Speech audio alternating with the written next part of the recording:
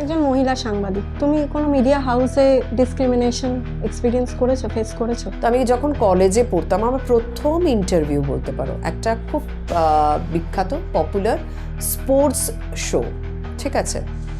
তখন খুব এত বেশি চ্যানেল ছিল না, খুব গুটিকতক চ্যানেল ছিল, এবং সেখানে স্পোর্টস শো বলতে গেলে আমি নাম বলে হয়তো প্রত্যেকে ছিল।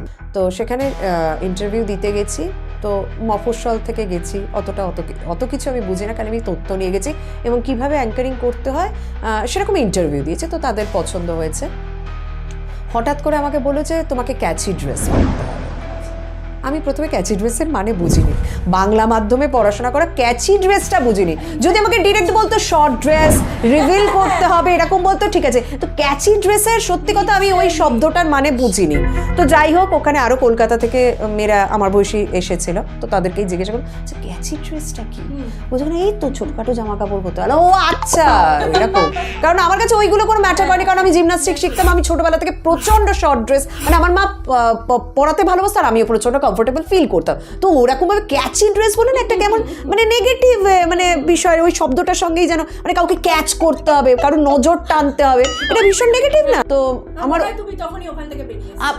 বেরিয়ে এসেছি এবং আমাকে পরে ফোন করা হয়েছিল যে তুমি কাজটা করবে, কারণ আমার তোমাদেরকে খুব পছন্দ। আর আমার মানে ক্যাচি ড্রেসের স্বাচ্ছন্দ্য না।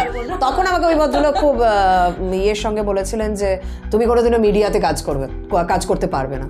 আলাম আচ্ছা তাই? 2007 আমাকে সে বলেছিল, আর আমি 2008 থেকেই মিডিয়াতে টুকটুক করে কাজ করে আজ 2024। আমি ওই ভদ্রলোককে চিনতে পারবো না। তিনি হয়তো আজকে মানে এখন টেলিভিশনে তোমাকে দেখছেন এবং মনে করতে পারবে না, মানে উনিও মনে করতে পারবেন না, আমিও তাকে মনে করতে পারবো। প্রথম কথা আমার চেহারার দিক থেকে ভীষণ পরিবর্তন, আর ওই মেয়েটা সেদিন ভয়ে বলেছিল আমি না ক্যাচি ড্রেসটা পরতে পারি না। আর এখন যদি বলতো কেউ ক্যাচি ড্রেস এরকম নেগেটিভ, তখন না পাঞ্চ না, তখন এমন কথা শুনিয়ে দিতাম সে আর ওই ক্যাচি অব্দি আর আসতো না।